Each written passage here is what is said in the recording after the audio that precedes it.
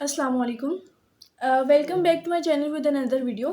आज की हमारी वीडियो का टॉपिक क्लास 10 के चैप्टर नंबर 1 बायोलॉजी के chapter number 1 which is gaseous exchange, उसके रेस्पिरेटरी डिसऑर्डर के बारे में हम लोग डिस्कस कर रहे हैं। इससे पहले वीडियो में हमने इसके पहले दो रेस्पिरेटरी डिसऑर्डर के बारे में डिटेल से डिस्कस किया, जिसकी वीडियो मेरे चैनल पे अपलोड हो चुकी है, आप जाकर वहाँ से देख सकते हैं। आज की वीडियो में हम इसके जो फर्दर रेस्पिरेटरी डिसऑर्डर्स हैं उसके बारे में स्टडी करेंगे। सबसे पहले हमारे पास आ जाता है यहाँ पर निमोनिया। अब निमोनिया एक बहुत ही कॉमन टर्म है जो कि ज़्यादातर जो है बच्चों में ये बीमारी पाई जाती है, रेस्पिरेटरी डिसऑर्डर है। अब निमोनिया बेसिकली होता क्या है? It is a infection of lungs, यानी कि निमोनिया जो है वो हमारे जो रेस्पिरेटरी सिस्टम है उसमें से लंग्स का इन्फेक्शन है, यानी कि ये लंग्स को इफ़ेक्ट करती है। अगर जो निमोनिया है वो अब इन्फेक्शन करेगी, इफ़ेक्ट करेगी हमारे लंग्स में, अगर तो ये दोनों लंग्स को इफ़ेक्ट करेगी तो उसको हम डबल निमोनिया कहते हैं। ये एक एमसीक्यूज़ भी है कि डबल निमोनिया किसे कहते हैं, शॉर्ट क्वेश्चन के हवाले से भी अक्सर पूछा जा चुका है ये। और अगर सिर्फ एक लंग को इफ़ेक्ट करे तो वो हमारे पास सिंगल निमोनिया होता है। अब हमारे पास निमोनिया के कॉजेज़ क्या हैं, यानी कि वो कौन सी वजूहात हैं जिसकी वजह से निमोनिया होता है, which is bacteria, Streptococcus pneumonia, viral and fungal infection. यानी कि ये 3 कॉजेज़ हैं जिसकी वजह से निमोनिया की जो बीमारी है, जो डिसऑर्डर है वो फैलता है। अब निमोनिया होता कैसे है, मतलब इसके जो कॉजेज़ हैं, ये सारा प्रोसेस कैसे होता है, ठीक है जी। कॉजेटिव ऑर्गेनिज़्म यानी कि ऐसा ऑर्गेनिज़्म जिसने निमोनिया का बीमारी पैदा करनी है हमारी बॉडी के अंदर, वो हमारे एल्विलाई में जाता है। हमारी एल्विलाई में एंटर होने के बाद वहाँ पे सेटल डाउन हो जाता है ग्रोइंग नंबर, यानी कि कॉजेटिव ऑर्गेनिज्म जो है वो सबसे पहले हमारी लंग्स में जो एल्विलाई होते हैं उनमें जाता है, उसके बाद वहाँ पे सेटल डाउन हो जाता है ग्रोइंग नंबर, और उसके बाद वो क्या करते हैं, लंग्स के टिश्यू को ब्रेक डाउन करते हैं, यानी कि लंग्स की टिश्यू को ब्रेक डाउन करते हैं। उसके बाद वहाँ का जो एरिया होता है वो फ्लूइड और पस से जो है फिल हो जाता है, क्योंकि ऑक्सीजन जब फ्लूइड और पस से फिल हो जाएगा तो ये ज़ाहिरी बात है कि वहाँ पर जो है रेस्पिरेशन का प्रोसेस नहीं होगा, ठीक है। जो इनहेलेशन और एक्सहेलेशन होती है लंग्स की वजह से वो नहीं होगी, क्योंकि जब पॉजिटिव ऑर्गेनिज्म एल्वियोलाई में जाएगा वहाँ पे सेटल डाउन होगा, नंबर में ग्रो करेगा, लंग की टिश्यू को तोड़ देगा, तो उसकी वजह से जो लंग्स का सारा एरिया है वो फ्लूइड और पस से जो है फिल हो जाएगा।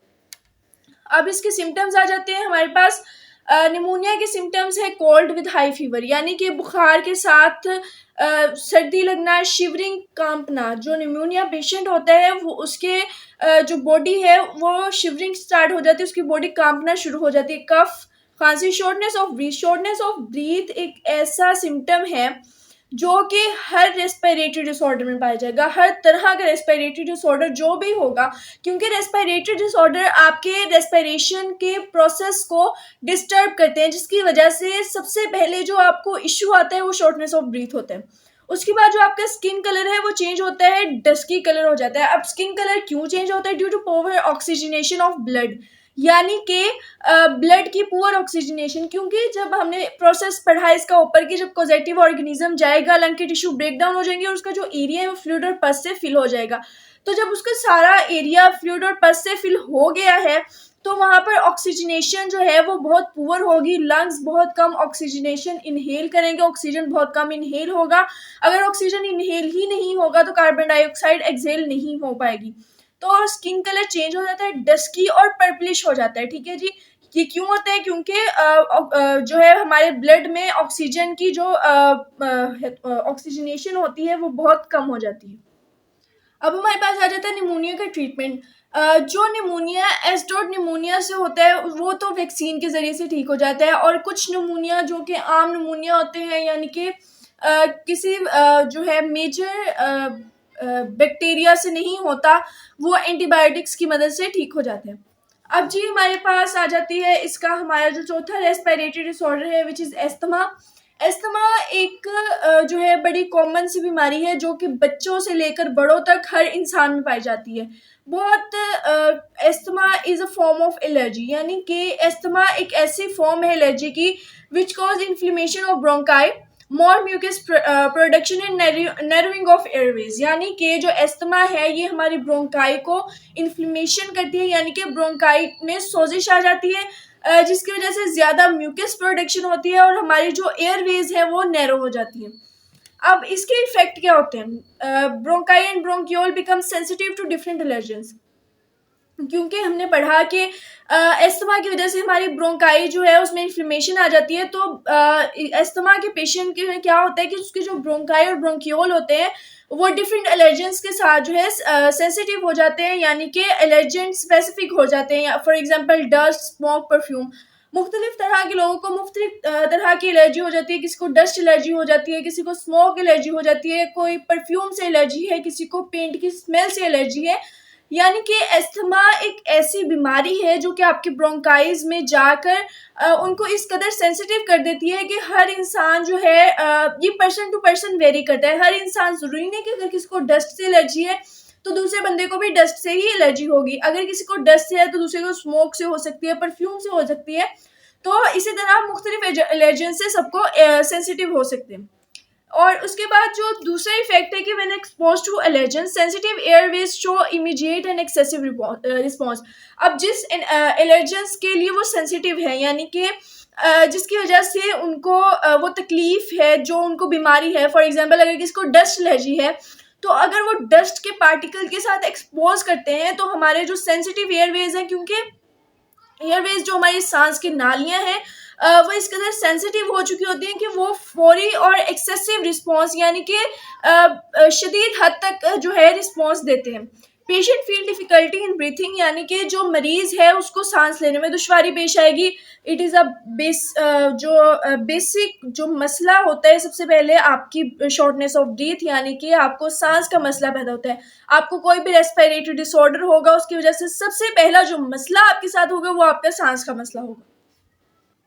हमारे पास आ जाते हैं जी अस्थमा के सिम्टम्स। अस्थमा के जो सिम्टम्स हैं वो पर्सन टू पर्सन वेरी करते हैं, क्योंकि हमने अभी पढ़ा कि जो अस्थमा है वो पर्सन टू पर्सन वेरी कैसे करते हैं, क्योंकि सबको एक ही तरह के जो एलर्जन से एलर्जी तो नहीं होगी। किसी को डस्ट एलर्जी हो जाएगी, किसी को परफ्यूम से एलर्जी होगी, किसी को पेंट की स्मेल से एलर्जी होती है। हर तरह के इंसान को हर तरह मुख्तलिफ तरह की जो है सेंसिटिव होते हैं वो एलर्जन से।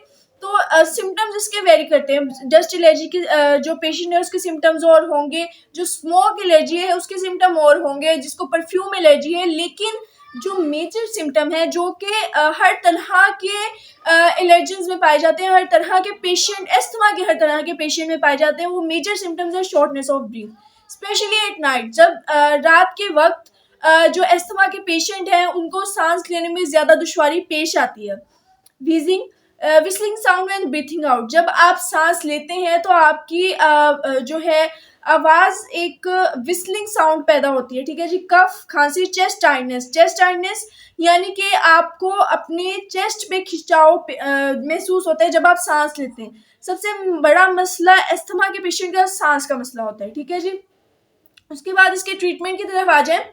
अस्थमा का एज सच कोई जो है डेफिनेट ट्रीटमेंट नहीं होता। ये ऐसा ट्रीटमेंट नहीं है कि आप इस ट्रीट करेंगे तो आपका अस्थमा ठीक हो जाएगा। ये कोई ज़रूरी बात नहीं है। ये बहुत कम होता है केसेस में कि आप अस्थमा का ट्रीटमेंट करें और वो ठीक हो जाए। लेकिन ऐसे केमिकल्स दिए जाते हैं जिनमें एबिलिटी होती है वो हमारे ब्रोंकाई और ब्रोंकियोल को डायलेट करें, और ये मेडिसिन हम इन्हेलर की मदद से दी जाती है। ठीक है जी। पेशेंट को इन्हेलर के साथ ऐसे केमिकल्स दिए जाते हैं, क्योंकि हमारे जो ब्रोंकाई और ब्रोंकियोल्स होते हैं, एयर पैसेज वे नैरो हो जाते हैं, तंग हो जाते हैं, सांस लेने में दुश्वारी पैदा होती है। तो पेशेंट को इन्हेलर की मदद से ऐसे केमिकल्स उसकी बॉडी के अंदर एंटर किए जाते हैं जिसकी वजह से उनके जो ब्रोंकाई और ब्रोंकियोल्स हैं वो डायलेट करते हैं और उनको सांस लेने में आसानी पैदा होती है। तो ये थी हमारा आज का टॉपिक, रेस्पिरेटरी डिसऑर्डर के फर्दर आगे जो डिसऑर्डर थे हमने इस वीडियो में उनको डिटेल के साथ डिस्कस किया। मैं उम्मीद करती हूँ कि ये वीडियो आपके लिए काफ़ी हेल्पफुल रही हो। अगर आपको ये वीडियो पसंद आई हो तो चैनल को लाइक, शेयर और सब्सक्राइब ज़रूर कीजिएगा, और मज़ीद वीडियोज़ देखने के लिए बेल आइकन को प्रेस कर दीजिएगा। अल्लाह हाफिज़।